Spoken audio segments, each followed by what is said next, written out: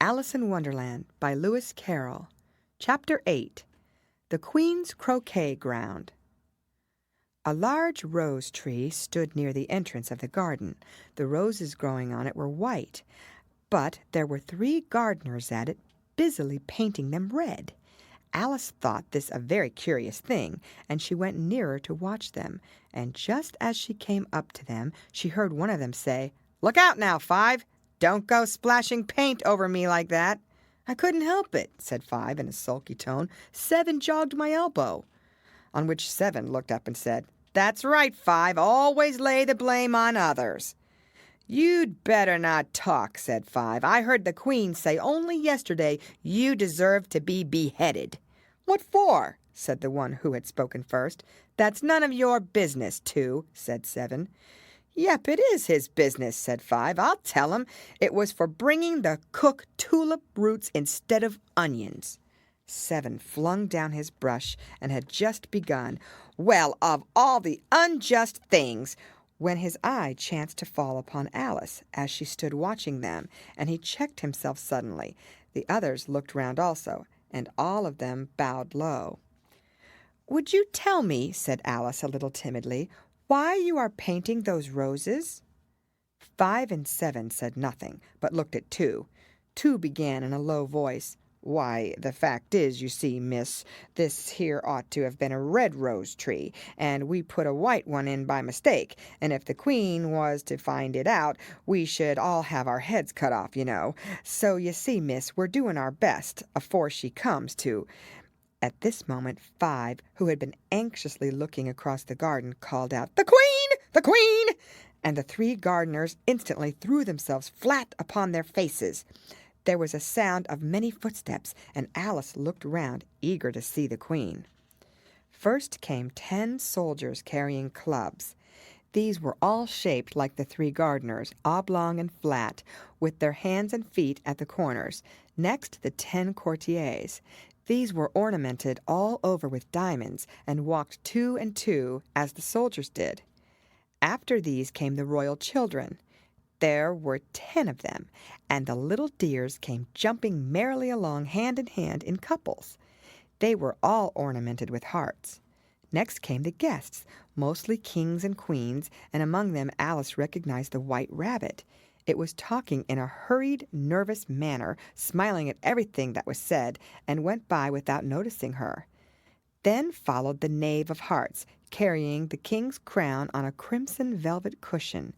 And, last of all this grand procession, came the king and queen of hearts. Alice was rather doubtful whether she ought not to lie down on her face like the 3 gardeners, but she could not remember ever having heard of such a rule at processions. And besides, what would be the use of a procession, thought she, if people had all to lie down upon their faces so that they couldn't see it?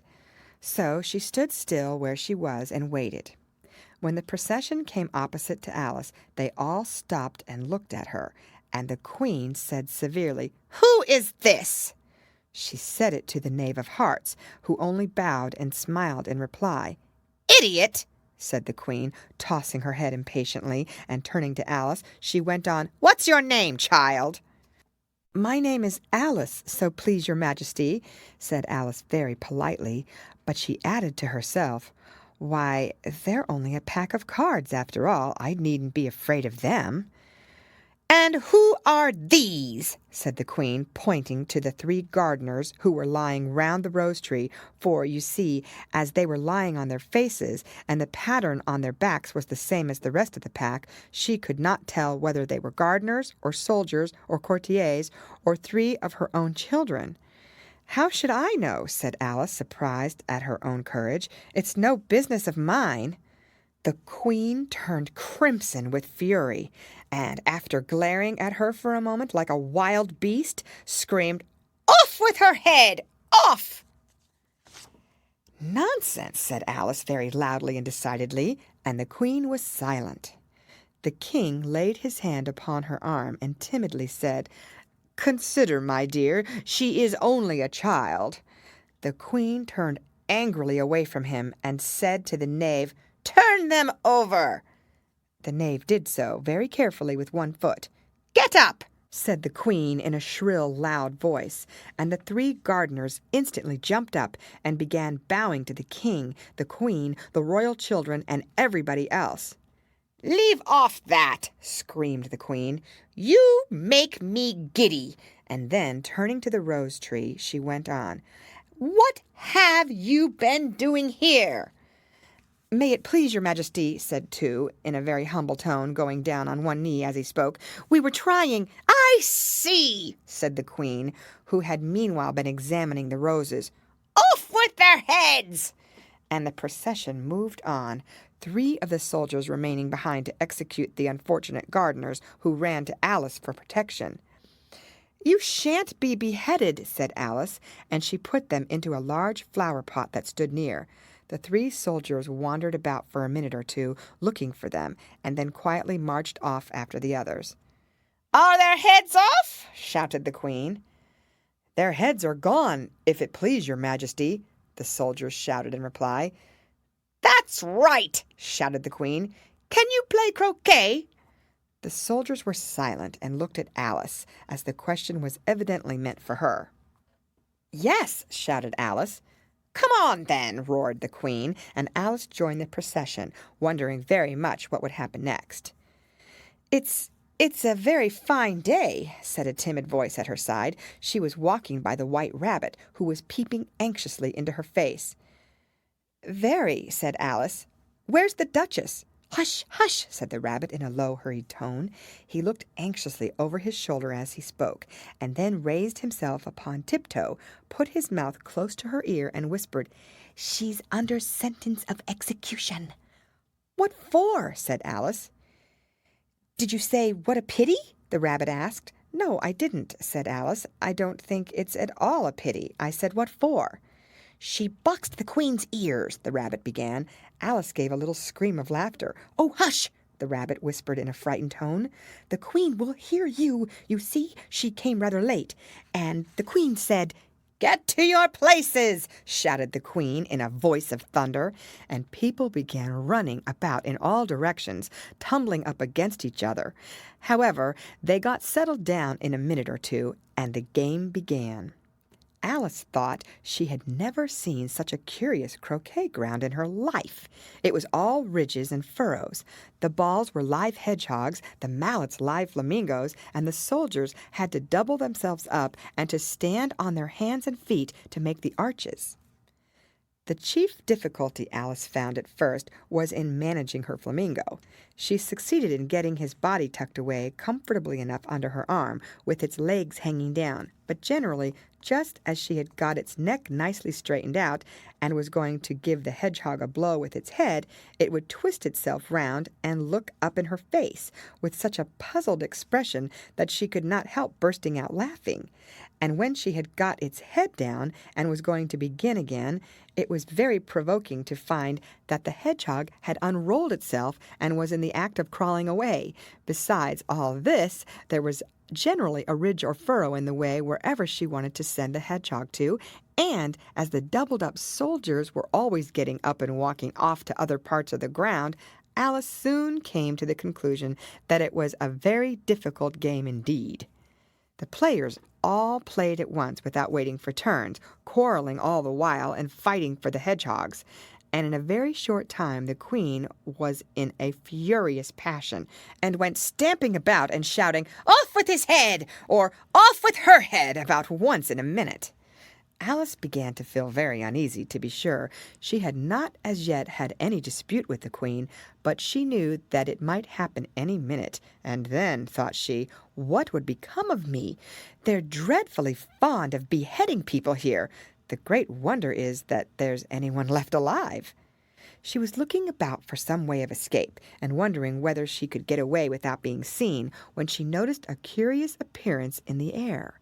It puzzled her very much at first, but after watching it a minute or two, she made it out to be a grin, and she said to herself, "It's the Cheshire Cat. Now I shall have somebody to talk to." "How are you getting on?" said the cat, as soon as there was mouth enough for it to speak with. Alice waited till the eyes appeared, and then nodded. "It's no use speaking to it," she thought, "till its ears have come, or at least one of them." In another minute the whole head appeared, and then Alice put down her flamingo and began an account of the game, feeling very glad she had someone to listen to her. The cat seemed to think that there was enough of it now in sight, and no more of it appeared. "I don't think they play at all fairly," Alice began in rather a complaining tone, "and they all quarrel so dreadfully one can't hear oneself speak. And they don't seem to have any rules in particular, at least, if there are, nobody attends to them, and you've no idea how confusing it is, all the things being alive. For instance, there's the arch I've got to go through next, walking about at the other end of the ground. And I should have croqueted the Queen's hedgehog just now, only it ran away when it saw mine coming." "How do you like the Queen?" said the cat in a low voice. "Not at all," said Alice. "She's so extremely—" Just then she noticed that the Queen was close behind her, listening, so she went on, "Likely to win, that it's hardly worth while finishing the game." The Queen smiled and passed on. "Who are you talking to?" said the King, going up to Alice and looking at the cat's head with great curiosity. "It's a friend of mine, a Cheshire cat," said Alice. "Allow me to introduce it." "I don't like the look of it at all," said the King. "However, it may kiss my hand if it likes." "I'd rather not," the cat remarked. "Don't be impertinent," said the King, "and don't look at me like that." He got behind Alice as he spoke. "A cat may look at a king," said Alice. "I've read that in some book, but I don't remember where." "Well, it must be removed," said the King very decidedly, and he called the Queen, who was passing at the moment. "My dear, I wish you would have this cat removed." The Queen had only one way of settling all difficulties, great or small. "Off with his head," she said, without even looking round. "I'll fetch the executioner myself," said the King eagerly, and he hurried off. Alice thought she might as well go back and see how the game was going on, as she heard the Queen's voice in the distance screaming with passion. She had already heard her sentence 3 of the players to be executed for having missed their turns, and she did not like the look of things at all, as the game was in such confusion that she never knew whether it was her turn or not. So she went in search of her hedgehog. The hedgehog was engaged in a fight with another hedgehog, which seemed to Alice an excellent opportunity for croqueting one of them with the other. The only difficulty was that her flamingo was gone across to the other side of the garden, where Alice could see it trying in a helpless sort of way to fly up into a tree. By the time she had caught the flamingo and brought it back, the fight was over, and both the hedgehogs were out of sight. "But it doesn't matter much," thought Alice, "as all the arches are gone from this side of the ground." So she tucked it away under her arm that it might not escape again, and went back for a little more conversation with her friend. When she got back to the Cheshire Cat, she was surprised to find quite a large crowd collected round it. There was a dispute going on between the executioner, the King, and the Queen, who were all talking at once, while all the rest were quite silent and looked very uncomfortable. The moment Alice appeared, she was appealed to by all 3 to settle the question, and they repeated their arguments to her, though, as they all spoke at once, she found it very hard indeed to make out exactly what they said. The executioner's argument was that you couldn't cut off a head unless there was a body to cut it off from, that he had never had to do such a thing before, and he wasn't going to begin at his time of life. The King's argument was that anything that had a head could be beheaded, and that you weren't to talk nonsense. The Queen's argument was that if something wasn't done about it in less than no time, she'd have everybody executed all round.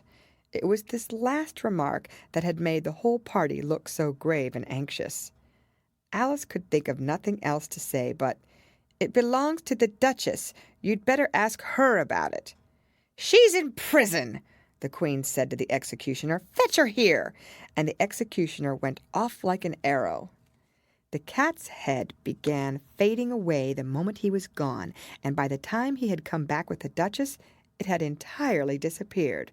So the King and the executioner ran wildly up and down looking for it, while the rest of the party went back to the game. End of chapter. Read by Lorraine Montgomery for Lit to Go on the web at fcit.usf.edu.